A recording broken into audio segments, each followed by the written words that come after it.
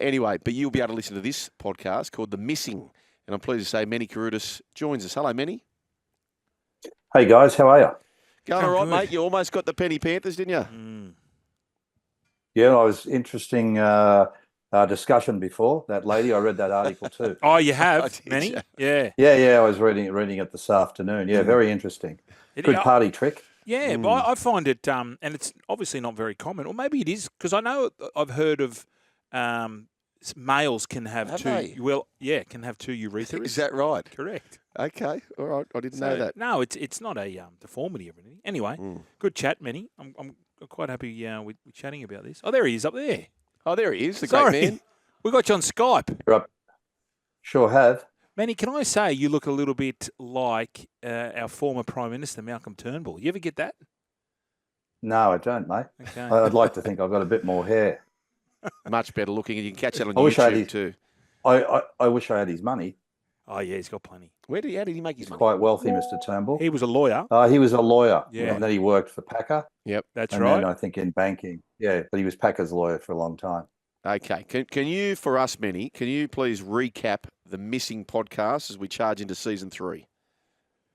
Yeah, so the Missing podcast is a podcast where I investigate missing persons cases, predominantly ones that are suspicious, and I put out a call to listeners for anyone who has information to pick up the phone and call police so that these cases can be solved. Are they giving you? Do the police report back and say, "Mate, we really appreciate what you're doing here, and we're getting X amount of leads"? I don't think they do it all the time. I mean, they do give me feedback, which was good. There was a story I did on Gordana Kateski last season, the 16-year-old girl that was abducted by two guys, thrown in a white ute, 24th of November, 94 up in Newcastle. And I got some information back that they received a couple of lines of inquiry that were very credible in relating to Gordana's case. But they also, there was another lady who heard the podcast, and that triggered her to come forward and report a frightening event that happened to her when she was 16. She was waiting for a bus up at Newcastle, and she was abducted at knife point by a man. And so she came forward after listening to the podcast, gave police that information. And about 6 weeks ago, a 62-year-old man was arrested and charged for a number of offences dating back to 1980. Wow. So it was good to get that feedback from police. Yeah, Meni, are the coppers, or the police, sorry, are they a little bit, not dirty with you, but are they sort of saying, sort of stay in your lane, we're the investigators, or are they happy for your help? Mate, they don't have to tell me to stay in my lane, because I do stay in my lane. I'm not a police officer. I don't have any power. My role is these cases are cold cases, and there's many of them. There are more than 2,600 long-term missing people. That's someone missing more than 3 months. But there's also 700 unidentified bodies around the country. So these cases go cold. Once the leads dry up, and the only time you may hear of them is if there's a new development or when they do Missing Persons Week. But during Missing Persons Week, they cover 4 or 5. Nothing like the almost 3,000 that there are. So yeah, my role, as I see it, is just to keep a spotlight on these stories, to keep them in the public domain, and then to make that appeal that someone somewhere knows something, and to encourage people to pick up the phone and call Crime Stoppers. Chatting with Meni Caroutas from the Missing podcast. Now, Meni, can I ask you a question, which we're probably got to be very careful given the fact the legal nature of all of this, but any of the podcast episodes, have you covered, and in your own mind, are very, very confident who you personally think may have been the culprit? Look, 100%. And in a lot of these cases, police, have a person of interest. Yes. But unfortunately, a gut feeling is not enough to charge someone and get a conviction. So, you need evidence, to satisfy, prima facie and all the facets of a charge. So, yeah, most definitely. I mean, there are certainly persons of interest, but you could say they've gotten away with murder thus far. Meni, is this a full-time gig for you?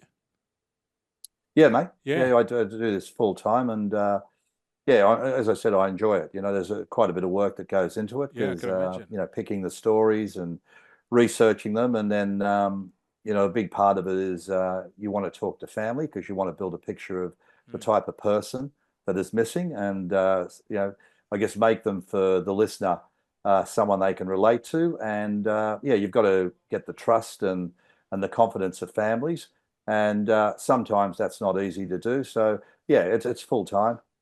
Many, as all the cases that you've done, so we're up to, what are we up to now? Series 5, is it?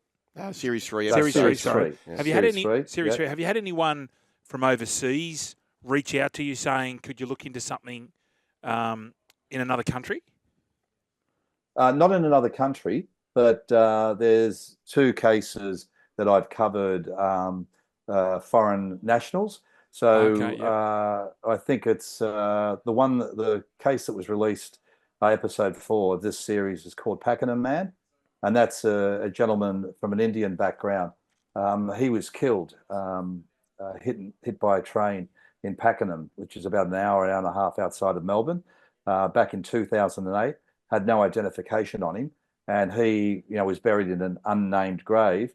And after almost 16 years, he still remains unidentified. So I've covered that story, and I got the assistance of the Indian community down in Melbourne. There was an online magazine with 40,000 subscribers. So they've put out photos, etc., of the gentleman, because he was caught on CCTV camera before he was killed. And I've also put out some information in the press in India. And I'm hoping that someone will recognise the photo and come forward. And there was also another case of a gentleman called Antoine Haran, who was a French guy. And I think it was late 90s, I believe it was. And he came to Australia and was on a 3-month visa and really enjoyed staying here. Didn't want to leave, so he faked his death. He went to the Gap and left a backpack there with a torch shining on it, with his gear and some personal papers, except for his passport. And then he made a phone call from a public phone box and told the operator that he had seen someone jump from the Gap. And when police arrived, they found the backpack and they assumed that it was Mr. Haran. They recovered 2 bodies, a male and a female, from the surf the next day when they searched.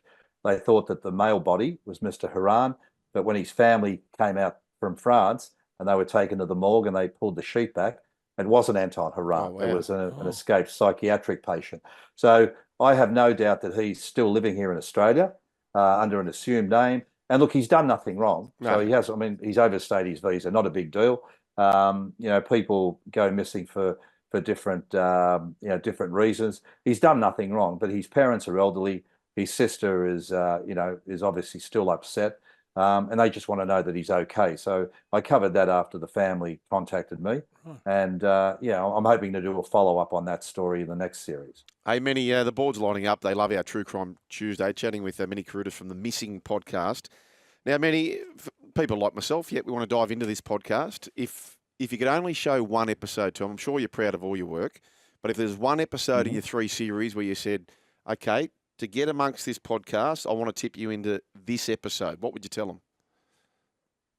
I think, and the one I would probably pick is an episode I did on Daniel Morecambe, the little boy from Queensland was abducted at the bus stop. And the reason I would pick that one is because it's so well known. Yes. And I think that one really touched a nerve with Australians, when the little boy was abducted. And it was quite, 4 or 5 years before some of Daniel's remains were found, and his family had some resolution. I think that one because it showed a whole range of emotions that families go through Bruce and Denise, and it's a very, very sad story, but I get great inspiration from Daniel's family, because Bruce and Denise suffered the most horrible loss any person could suffer, and that's the loss of a child. But they've tried to turn it into something good, and they have the Daniel Morecambe Foundation where they educate kids about stranger danger and things like that. So probably that one because it's so well known, I think. Speaking of well known cases, the Melissa Caddick What's your gut feel on Melissa Caddick? Do you think she, because there's stories are that maybe she didn't jump from the gap, although they found a shoe and a foot. Have you looked into that case, Meni? Look, mate, I've spoken to some police friends of mine, and I guess I've read what you guys have read. Look, I tend to go with the police. I mean, conspiracy theories. There's always conspiracy theories about everything.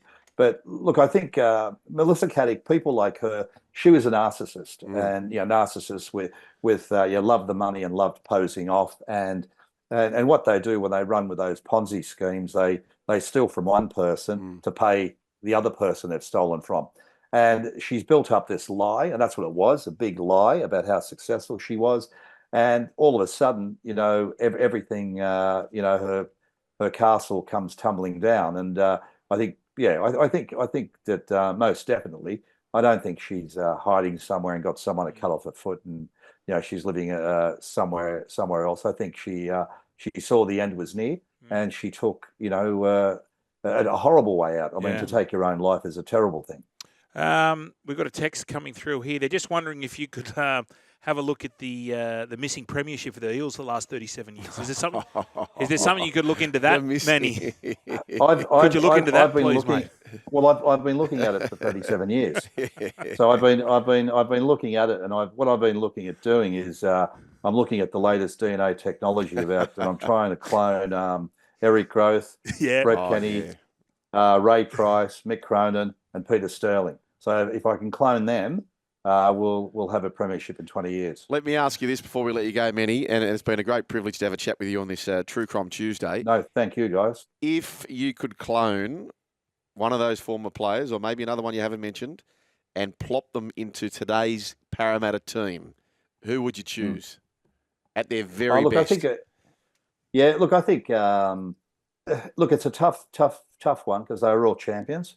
So look, I think I'd probably settle on two. I mean, Bert Kenny, I just think he was the most exciting player I've ever seen. I just thought he was an outstanding player, attacking and everything. He was so quick. He swerve, his step. I mean, scoring 2 tries in 3 consecutive grand finals will never be done again. So I think him. But for sheer determination, will to live, the bloke that you'd want in the trenches with you, Ray Price for sure. Meni, the great Yvonne Sampson has just interviewed Wally Lewis for Face to Face. It's coming up, and Yvonne asked Wally, "Who's the best player?" And without her finishing the sentence, he said, "Bert." He said, "Brett Kenny, daylight second." Yeah, wow. He said that he was just so. He was unbelievable, wasn't he? Well, he underrated, isn't he? Well, he wasn't underrated. It's just the fact I don't think he's had the proper kudos until the last few years. People have started to mention him as an immortal. Yep. Those sorts of things. Well, what he used to do in Origin when he was at 6. Yep. Like even as a kid watching it, just going and Wally was everything. Wally was Origin. Yep. So if it's coming from Wally, anyway. Well, he was the only guy. Yeah, but they were Wally's the quietest games Wally ever had in Origin. Correct. When he didn't win Man of the Match because he won so many. He was when he was up against Brett Kenny. Yeah. So, and they kept moving to the 6. I kept moving to the centres. I never got that. Anyway. Yeah. Meni Caroutas from Meni, the missing. awesome. Clever text too, by the way, whoever sent that through. We appreciate that. Meni, we'd love to get you back on another time, but thanks for sharing a party day with us. Mate, I'd love to do it. No worries. Thank you for your time, Meni. and all the best.